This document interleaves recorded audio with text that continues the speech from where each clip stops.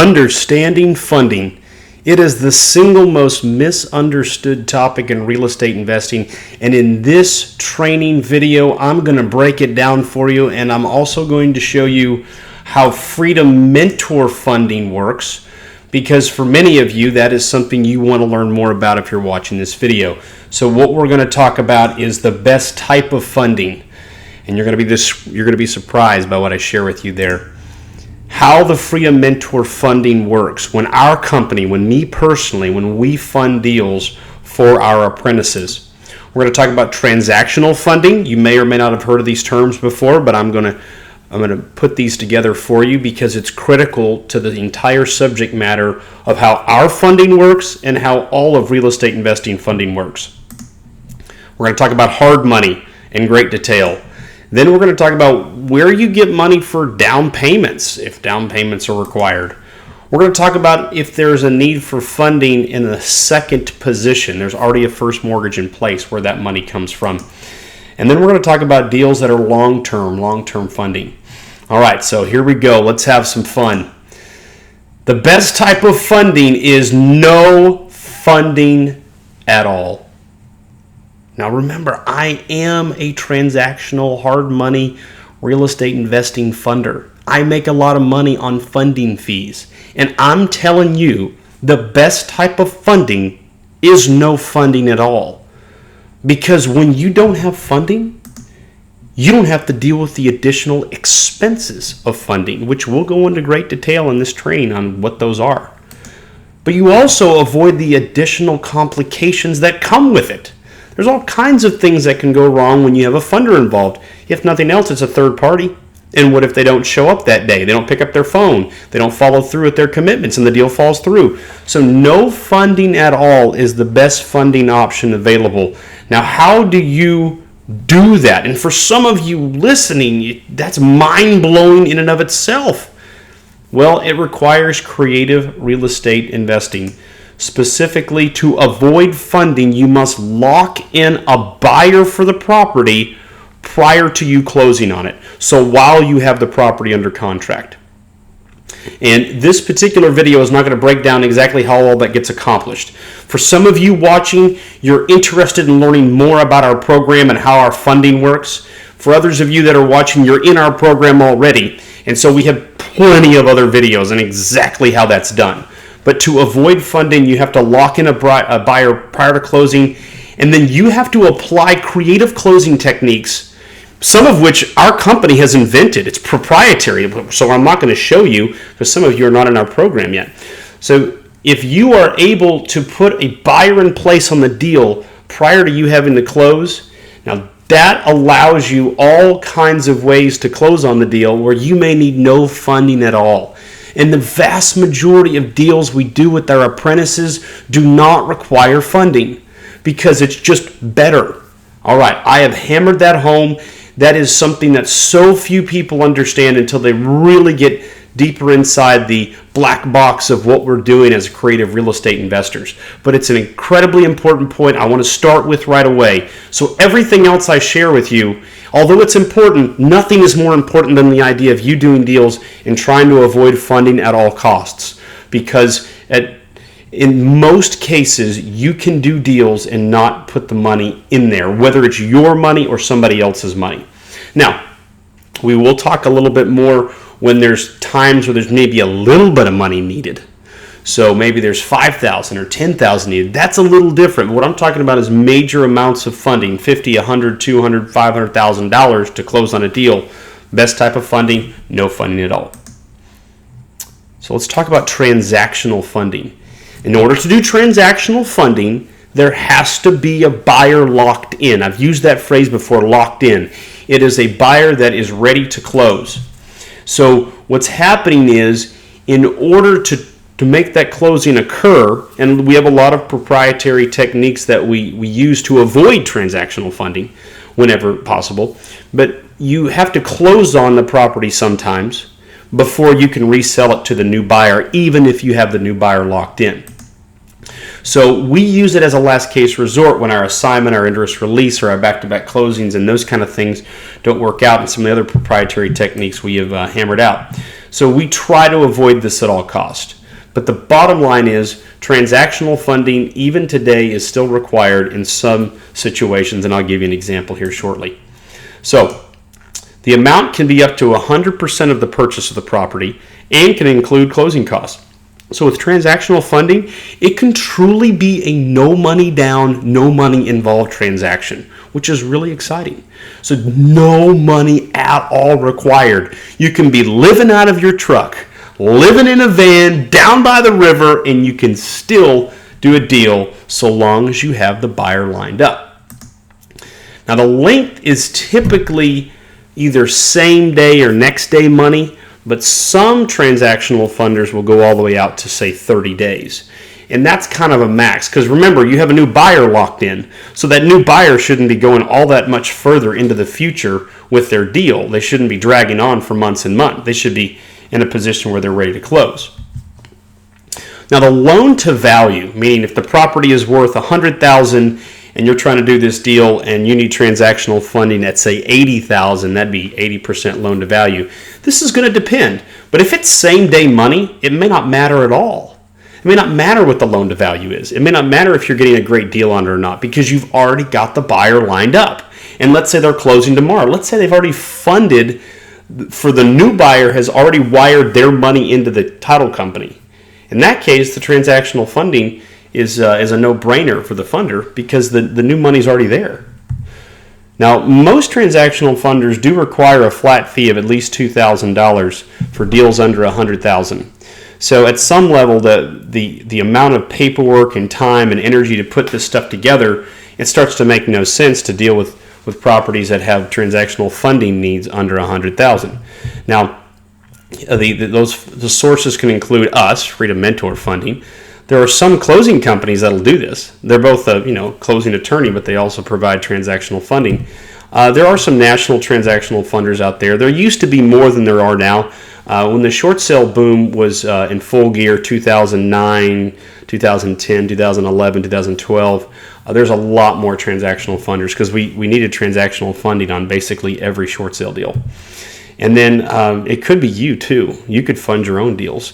And so that comment is geared directly towards those that are already apprentices in my program.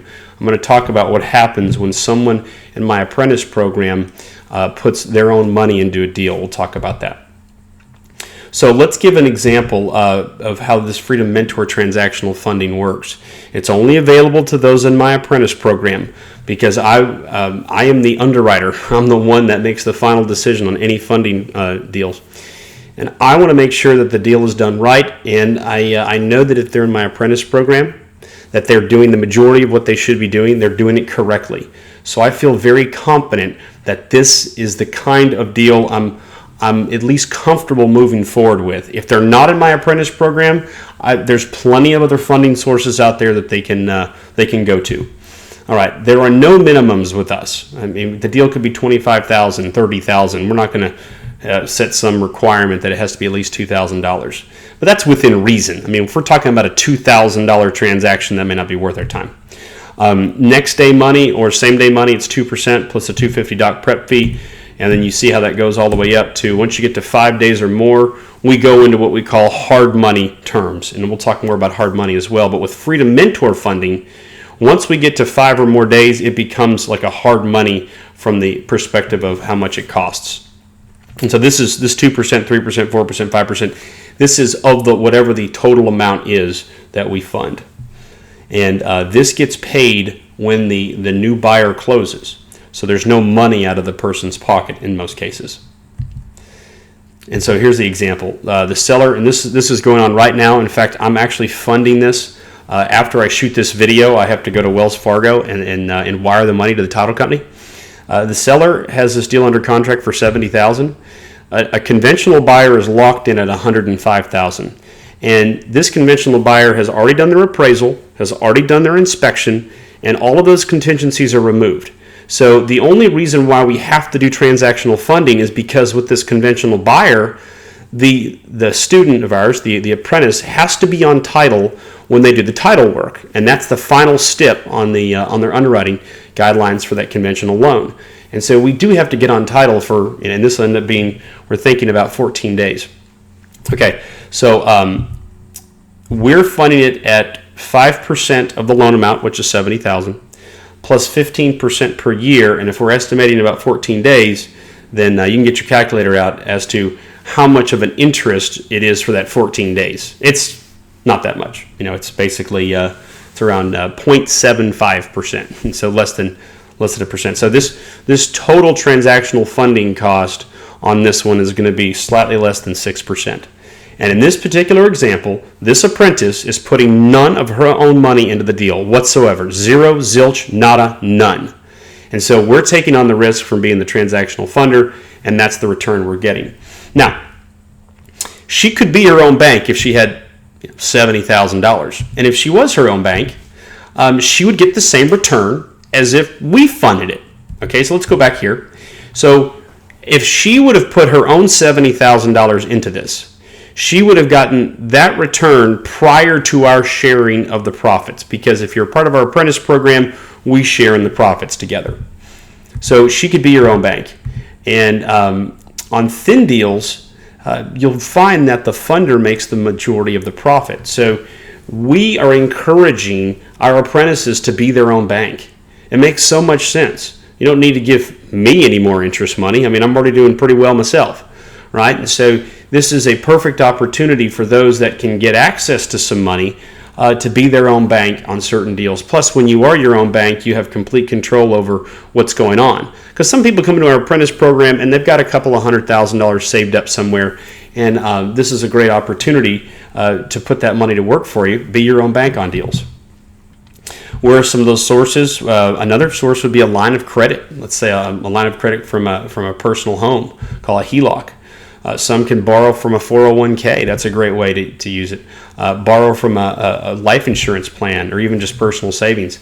And this can be a great way to earn a little bit of extra, right? Because you be your own bank, and you're going to get the same terms. And I'm speaking, when I say you, I'm speaking to those in our apprentice program. You get the same terms as if we, Freedom Mentor Funding, funded the deal. Okay? All right. So here's another example of transactional funding. The seller's under contract for $24,000. The cash buyer's locked in at $35,000, but the seller is going crazy, threatening to walk away, and this deal needs to close now. Even though we have a cash buyer and we could do some creative sort of closing technique that wouldn't require funding, we still have to do it here because the seller's going nuts. So what happened was the apprentice transactional funded his own deal.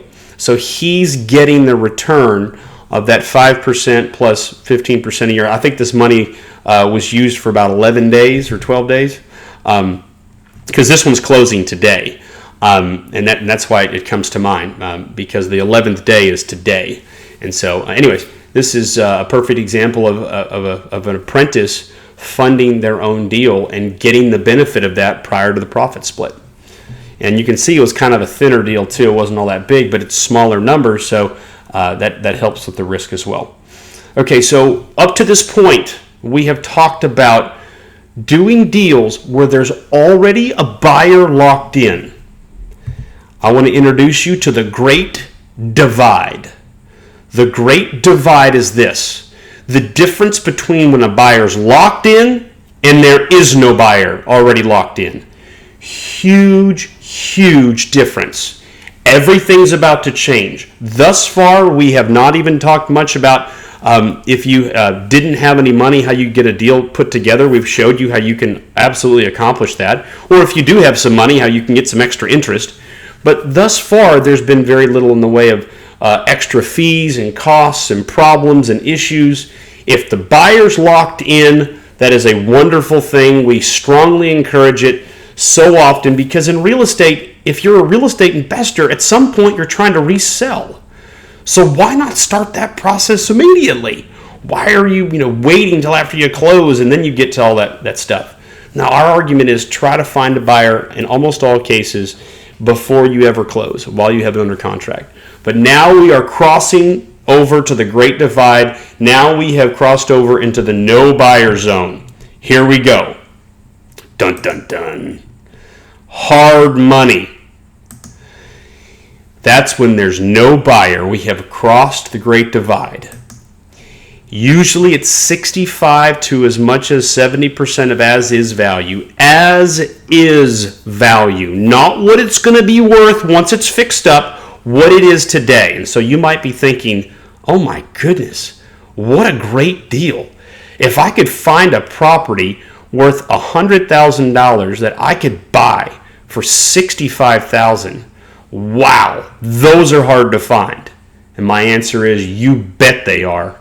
They are difficult to find. Now, we as an organization are the foremost authority on finding the best deals that are off market. There's nobody that has a better handle on the subject matter, and we do more testing and we have it dialed in. But even us, as good as we are, know just how difficult it can be to find deals that good. So that's as is value. That's as much as they will put into the deal. Now, if you find a deal that's as is value is $100,000, but after you fix it up, it's worth $150,000, they might still lend you 65 to 70%, but that means you have to put down 30 to 35% down. So you see how this is a challenging requirement from the get-go. Remember, we crossed the Great Divide. We're over in a different land now. We're in the land of no buyers. And that's where hard money comes into play. So first and foremost, huge challenge, 65 to 70% of as-is value. Now, they typically want you to put 10% down. They want you to have skin in the game. And this is all hard money lenders that we've been around. And we have as you'll see later, we have an amazing tool to help you find hard money lenders. So 10% down plus closing costs. Because now it's not just the down payment. There are closing costs related to closing the deal. Now, back when we were on the other side of that Great Divide, as you saw with transactional funding, the transactional funder could put up the money for closing costs too, but not with hard money. They want 10% down, and they want you to put up closing costs, which can be significant, can be several percentage points or more, plus the monthly payments. So now it's a loan, and you're going to have monthly payments each month. That's going to get real significant as well. And then some will provide money for the renovations. So if you do want to do a renovation project, some hard money lenders will do that. But remember, you still had to have put at least 10% or more down. You had to have paid closing costs, and you got those monthly payments. So when you're dealing with hard money, you're dealing with a situation where in almost all cases you need to have some money. So if you have no money in your bank account right now and you're looking at doing this business, you need to stay on the other side of the Great Divide. You need to stay on that side where you are flipping properties, where you're finding buyers prior to ever closing on it. Then that will allow you to build up the money so you can work your way into getting some hard money deals. And most of these loans are less than a year. They want them to stay short term. And so at the very end of this training, we'll talk about long-term money. But think of it this way, hard money is definitely short term. Okay, so let's talk about some of the costs of hard money. First, most hard money lenders charge an application fee. Next, most of them require at least a home inspection, but some require a survey, some require environmental inspections. That can be hundreds of dollars. This is all before you've ever closed, by the way, or even before they even told you they get you a loan. We talked about the 10% down payment. They usually require, I think I even missed this on this here, which is the appraisal.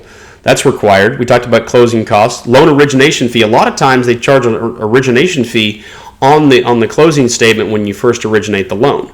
So what ends up happening is your closing costs can be enormous, can be 7%. So you put 10% down, you have another 7% in costs, plus you had the app fee, the inspections, you might have had an appraisal.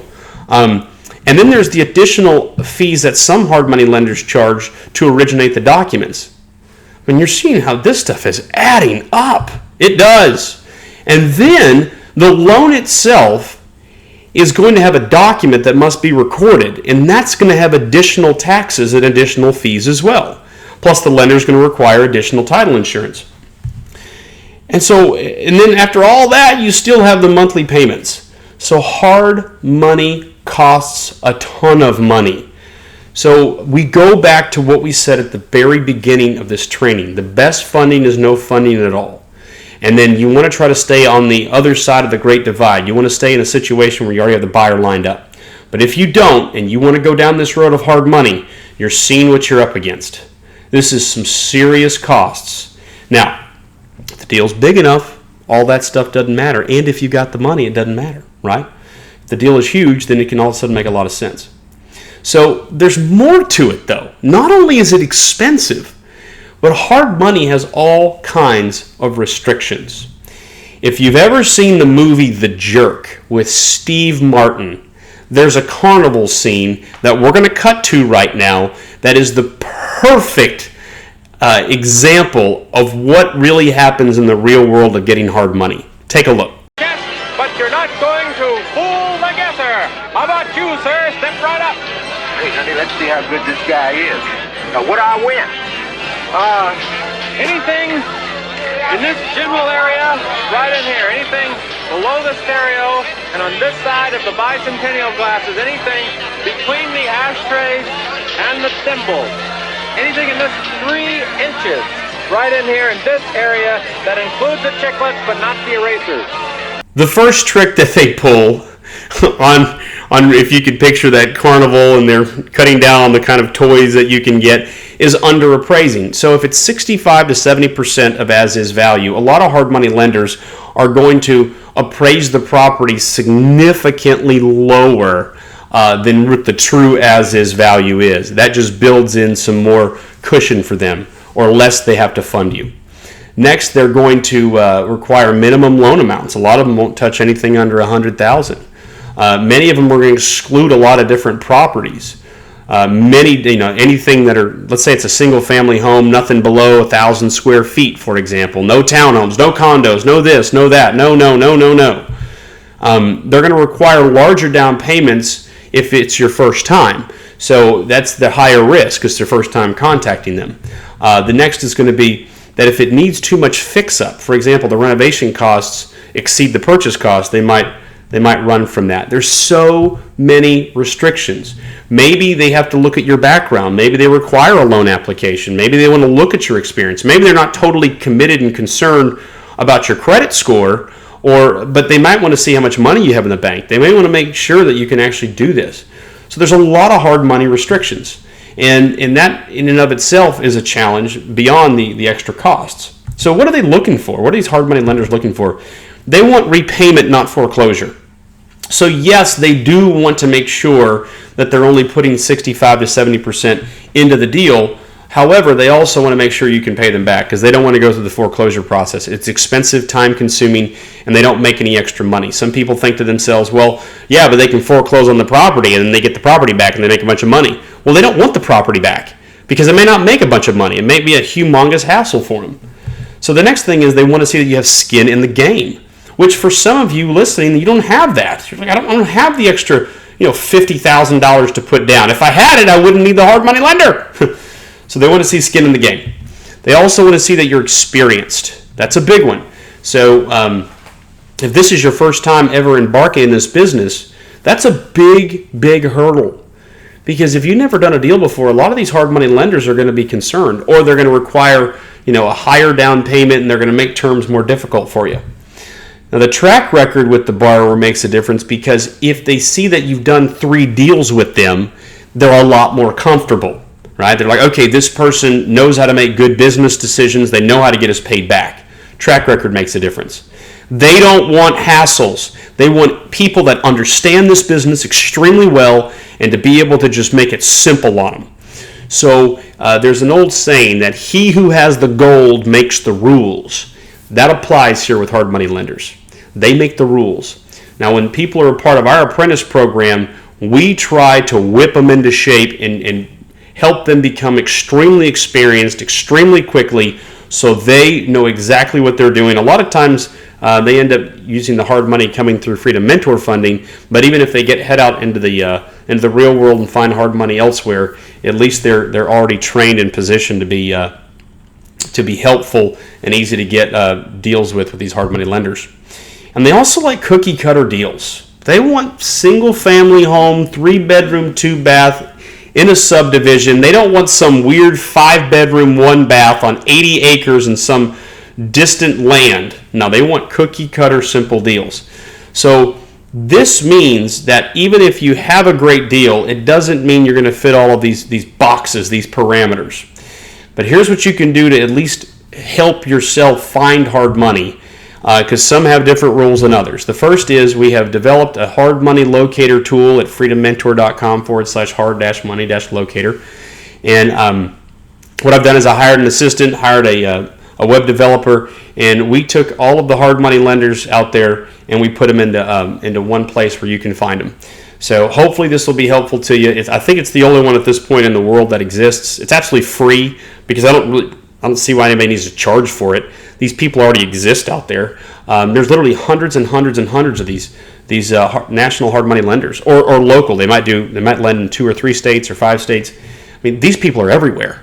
The money is there. That's not the problem. I just recounted the problems to you. The problems are finding a great deal and being bankable and having everything fit into their little tiny boxes. But the money's there. Now, I would argue that the very best hard money is local hard money, which may not even be on that hard money locator list. Local hard money are these local investors, local people that fund deals, and they can be so helpful for so many reasons. First of all, they have more expertise. If they only fund deals, let's say in Chicago, well, they're going to really know the Chicago market a lot better because as a hard money lender, they've probably been stuck with some deals. So they really know what's going on. But they're also a great acid test for a deal because if they don't like it, especially a local hard money lender, you probably want to be a little bit concerned. Why don't they like the deal? And you can usually build more of a relationship with them. So this can be very, very helpful. Now, there are some red flags, which I want to bring up right now about hard money in general, and then also local ones as well. You have to be very concerned if they're not lending their own money, if they're not a fund, meaning they haven't already raised the money, they don't have the money available. And you'll see this. Sometimes you have these note brokers, these slick-talking salesmen, fly-by-night people that say they're hard money lenders, but they're not. They need to actually be a hard money lender with real money. And this is a very easy place for con artists to hang out because they know how desperate real estate investors can be for money. You got to be very careful here. There's a lot of people in this industry that they prey on those that are begging for hard money. You can go to that hard money locator. We've vetted those ones out at least. And there are real hard money lenders out there, but there are plenty of people you got to be careful of, especially the local investor, because he could be more like a deal stealer than a hard money lender. They do that all the time. They position themselves as a local hard money lender, but all they're really trying to do is get the address from you so they can go steal the deal from you. That's real. I'm not making that up. That's very real. Because as we talked about, great deals are hard to find. So there's a lot of people out there trying to steal your deals. Okay.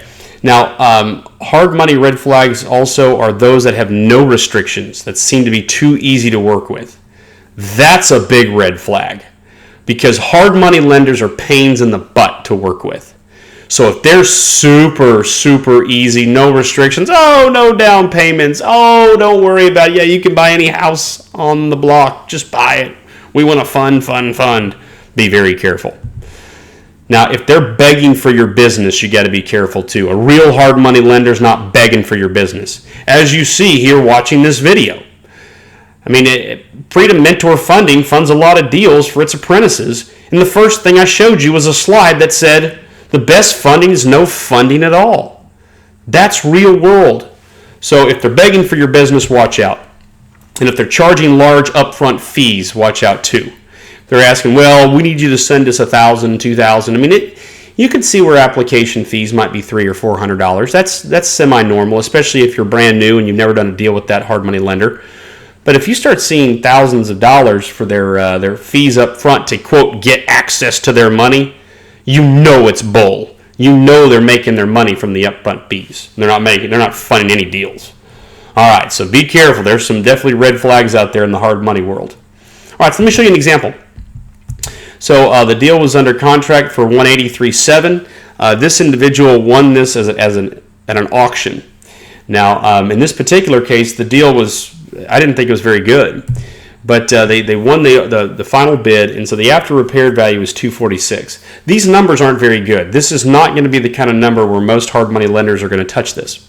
Well, what they did was they reached out to a national hard money lender because with $25,000 in renovation costs, the as-is value was not all that much more or less than the under contract amount. So they found a national hard money lender willing to lend 73% of the purchase price. And in fact, they changed the terms the day before closing. It was going to be 80%. The day before closing, they said 73%. So that's what a hard money lender will do to you. And so you're thinking to yourself, okay, well, 73% of the contract price, well, that's not giving them the deal of a lifetime. Correct. This investor had to put up 27% down payment, plus pay the closing costs, plus pay the monthly payments, and they had to pay for all the rehab work. So you're asking, what did this hard money lender even give them? Well, the hard money lender gave them 73% of the purchase, which, again, this is a perfect example of what hard money lenders do. Now, this is why we go back to the Great Divide and the argument that the best deals are the ones you don't require funding. All right. Well, let's dive into what Freedom Mentor Funding, their hard money terms are. So, first of all, I am the underwriter. So ultimately, all Freedom Mentor Funding deals must be approved by me. We don't have a loan minimum. So if someone needs, a small loan amount, we'll do it. That's fine. But again, these are only those in our apprentice program, right? And so we stand to make half of the net profits as well. So we're a little bit more apt to deal with these low loan amounts below, let's say, $100,000. We don't require any monthly payments because that's ridiculous. I mean, if you're a real estate investor, the last thing you need is to be starved of that monthly payment there. So what we do is we say, no, all the interest is paid when the loan's paid off at the closing. So there's no loan amounts, there's no monthly payments.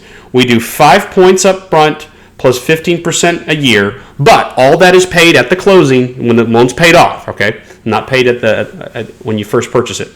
So those rates are high. Okay, when you look at the hard money locator, you will find that hard money lenders will do less than that. They will do 3 points. They will do 13% per year. So you can get a better deal on that than with us, okay? We do 6-month loan periods or less, and usually it's more like around 3 months.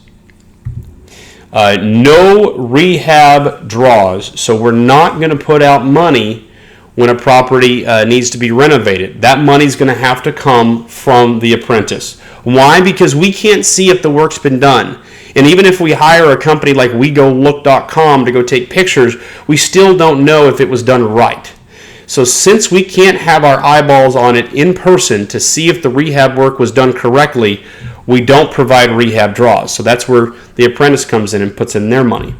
Now the loan to value, the LTV, that depends. It's usually 65%, but sometimes it can be a little bit higher than that, and that'll depend on who the student we're working with is and how experienced they are and how good the deal is and all those kinds of things. We're a little flexible there.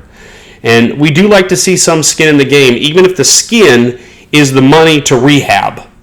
But there's got to be some skin in the game, because when there's no buyer in place, we've crossed that great divide. So here's another example. Under contract for $25,000, and the after repaired value on this deal was $130,000. It's a true story. Rehab was $25,000. And we funded the $27,000, which is the $25,000 that was under contract, plus the $2,000 for closing costs. So when this property was purchased by our apprentice, no money came out of that person's pocket. Now, he could have flipped it right away to another investor, but he had access to the money. So he put in the $25,000 to renovate. And so he actually is supposed to be closing. It's an FHA buyer. It should be closing at the end of this month on this deal. This is a home run. It's a good one. So that's an example of this is Freedom Mentor Funding did this deal, and you can see how low the loan amount was. We're willing to go low. We're okay with that. The next one was under contract for $190,000. The after repaired value was $300,000. Very little rehab work, just $3,000. It was just some cosmetic stuff, replace carpet in one room. It was real simple, and we funded $195,000. We covered the purchase, the closing cost. We covered everything, and the student did put in the $3,000. Our apprentice did for the renovations. But you see, that wasn't a big down payment. We were okay with that. But this person had a lot of experience, had done several deals with us, and a lot of his money was tied up in other deals. And so we were okay with this. We were comfortable with that. And yeah, this one made a lot of money. This is a good deal. This is a good one. Okay, so those are some examples of hard money. Now, I want to transition now to the down payment money, because what happens when you when you have a seller, even if you cut a creative financing deal with a seller that needs money up front, they need 5, 10, 15, 30, 20, what happens? Well, or even with the hard money, skin in the game funds, right? Where does that money come from? Well, the first thing I want to say is this. If we go back to the Great Divide concept, it's better to try to flip these properties prior to you having to close on it if you ain't got no money. But if you do have a little bit of money, there are some places we can go with this. First of all, if you've got a tenant buyer in place, somebody that's moving in and they have a down payment and you have creative financing, let's say the seller needs $5,000 and you can get a tenant buyer to give you $7,000, that's one place you can get the money, from the tenant buyer. But mostly it comes from you as the apprentice, you as the investor. You know, that $3,000 to $5,000 to $8,000 that seller needs, that can most likely come from you, and it's the best place to come from. And we'll talk more about where you can find that money here in a moment. There are almost no hard money lenders that will do this. Almost none. In our entire hard money locator, I could only find 3, and all of which were commercial deals, and all of which had CLTV values of under 60%. So it's just basically saying almost none, doesn't exist. And then the only other place you can get this money from outside of your own funds is from us. We do second mortgage freedom mentor funding. We do that kind of funding, and we'll talk about that right now. So with second mortgage funding, it's extremely risky for funders like myself or anybody. That's why almost no hard money lenders do it. Now, we're willing to do it under certain circumstances. And we'll do it when the CLTV, the combined loan to value, the first mortgage and this second mortgage, is 70% or less. And there are some exceptions for those who are extremely bankable. I'll talk about what bankable means. But we will do this in certain situations. But we're going to be highly scrutinizing of the deal. And don't get your hopes up that you're going to get this kind of funding, because it's extremely risky. Let's go back to that Great Divide. We'd much rather you line up a buyer beforehand, much more than trying to get second mortgage funding from us. But you may want to put the money in yourself. That may work out. And that has been a big deal for a lot of people. They're able to put in that $3,000 or that $5,000 or that $8,000, hand it over to that seller. They're becoming the owner. It makes all the difference in the world. Okay, so here's an example of second mortgage funding. The deal was under contract for $130,000. There's a first mortgage of $100,000, and then this seller wanted $30,000 to walk away. The after repaired value was about $250,000. Rehab was pretty small, about $10,000. We funded $30,000 in the second position because the first mortgage had a super low interest rate, would have saved a lot in interest as opposed to going hard money for the whole $130,000. We put the $30,000 in the second position. The apprentice put in the $10,000 to pay for the renovations, and this deal made a lot of money. This was a good one. So that's an example of putting money in the second position. But you can see that our combined loan to value was still really good. It was below 65%. All right, so what does being bankable mean? It means that you line up buyers first. That's the first way. Stay on that side of the divide. Or if you close some deals with us, if you close some deals with us, or even if you're not in the apprentice program and you're looking at this concept, the hard money lenders out there want to see how many deals you've done. That's one of the big questions I'll ask you. How many deals have you done? Also, to be really bankable, get good deals under contract. Lock up good ones. Because it's so easy to lock up bad ones or mediocre ones. Those are easy. Anybody can do that. You don't need to have any training to get a bad deal. It's the different world is when you get good deals. And to have some skin in the game does make you bankable as well. Very bankable. Okay, so long-term funding. You can get that from creative financing, such as if you're going to structure owner financing subject to that kind of thing. And if you're not in our apprentice program and you have no idea about creative financing, well, then don't worry about that one. Banks and mortgage companies provide nice loans for long-term funding, but you're maybe thinking, well, I'm a real estate investor. I don't want to go through banks. Okay, then don't do long-term deals unless you can do creative financing. Some hedge funds will do it. Some hard money lenders will do it. You can go into that hard money locator and take a look and see what you can find. Groups like B2R Finance, that's a big hedge fund owned by the Blackstone Group, and they do it. I think it's like 70% loan to value, and you need to have at least 5 properties, something like that. You need to just take a look and find out more about long term. But the hard money locator will be able to help you with that. We do not do it. No Freedom Mentor funding. Nope, nope, nope, nope, nope. We do short term. Okay, made that real clear. So, yeah, no, this is a big deal. I see people all the time that say, "Oh, I want to turn this into a rental property." And my first question is, well, where are you going to get the money from? Oh, I was hoping Freedom Mentor funding. And I say, well, nope, and nope. We don't do long-term funding. Now, you might be able to structure creative financing. And they say, well, I can do that, but the person wants me to put down $50,000. And I say, okay, where's the $50,000 going to come from? Well, I don't have that. Can Freedom Mentor funding provide it? Nope, no. We don't do long-term. We do short-term. They say, well, what if I do it short-term and then I refinance? And then we say, okay, well, then we have to look at it from the perspective of CLTV. And they say, well, I'm not really stealing the property. It's just a good cash flowing property. We say, well, no, we're not going to bank on you being able to refinance 6 months from now. Who knows what's going to happen 6 months from now? So as you can see, long-term funding is way past the Great Divide. It's in a whole different realm, and it's a whole lot more difficult. So either you go with these banks or mortgage companies that give you nice low interest rates, but they require you to put down significant 20% down payments, and they require you to have good credit and good income and all that stuff.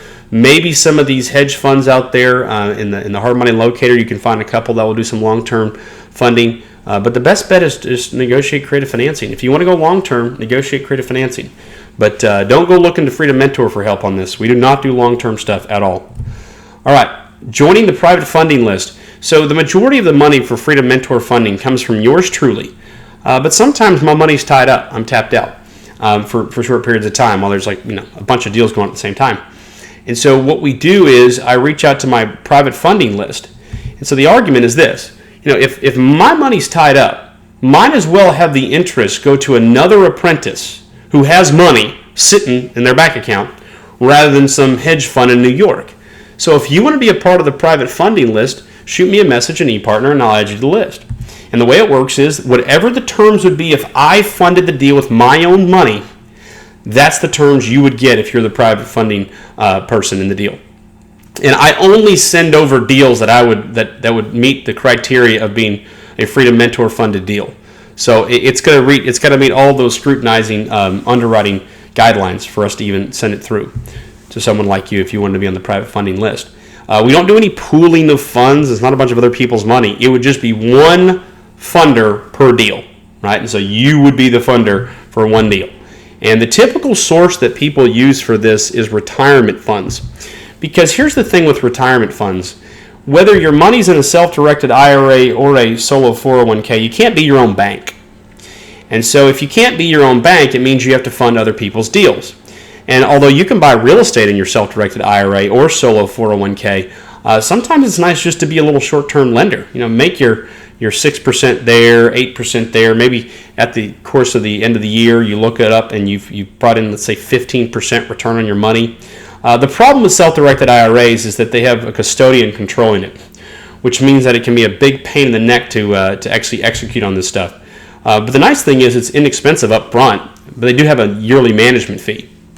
Whereas with a solo 401k, which I really like, you can borrow up to $50,000 personally. So you can move money from a self-directed IRA, move it into a solo 401k, and you can borrow up to $50,000 of that, and that can be nice. That's for any reason you can borrow $50,000, and you have complete checkbook control over it. So this is primarily where people on the private funding list, that's where their money's coming from if they want to fund a deal. Is they're doing it from their retirement funds, either from the self-directed IRA or solo 401k. But the solo 401k is so much better because you can personally borrow up to $50,000 for anything you want, such as giving a homeowner $5,000 to move out.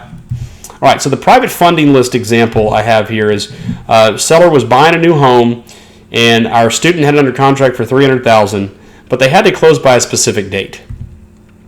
And then this particular apprentice already had a new buyer locked in at $390,000. So it's pretty good. So what we did was it was basically transactional funding, but for more than a couple of days. So we used the hard money calculation, and this is what the private funding person, this is what they got. They got 5% plus 15% for 24 days. But on $300,000, that's a good little payday, right? That's a good little payday for 24 days.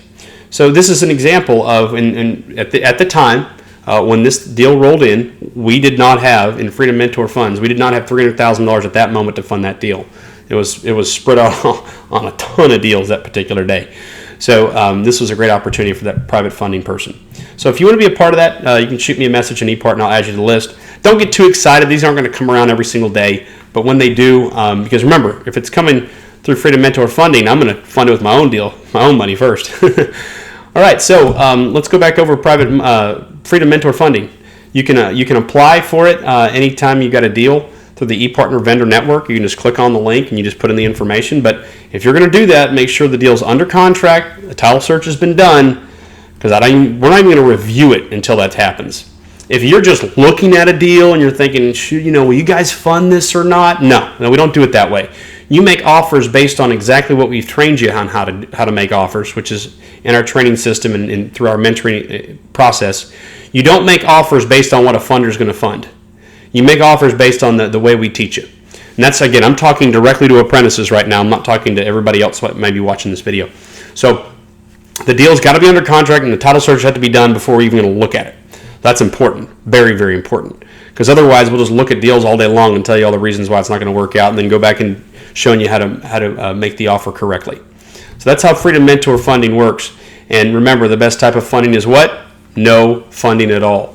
We would rather not fund these deals and have you do exactly what we teach you on how to locate a buyer prior to closing, because you make more money. There's less fees, less hassles. Now, yes, we make more money if we fund the deals, but that's not the goal here. It's for you to make more money. Make sense? All right, so I hope you have a much better understanding of funding. I hope you understand what the best type of funding is, no funding at all. I hope you know how Freedom Mentor funding works now. You've learned that there's transactional funding, there's hard money, and then there's this second mortgage money. You've learned about transactional funding, hard money, second mortgage, where that money comes from for down payments, and long-term funding. All right, well, thank you so much for watching this video.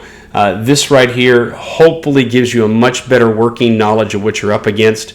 And hopefully there's some major nuggets you took away from this, such as finding buyers prior to closing, or if you are going to play in the sandbox, if you're going to cross that great divide and going to do deals without a buyer locked up, you're going to have some money somewhere. You're going to have some money available in order to deploy on a deal, whether it be a down payment or a closing cost or monthly payments to a hard money lender or everything in between.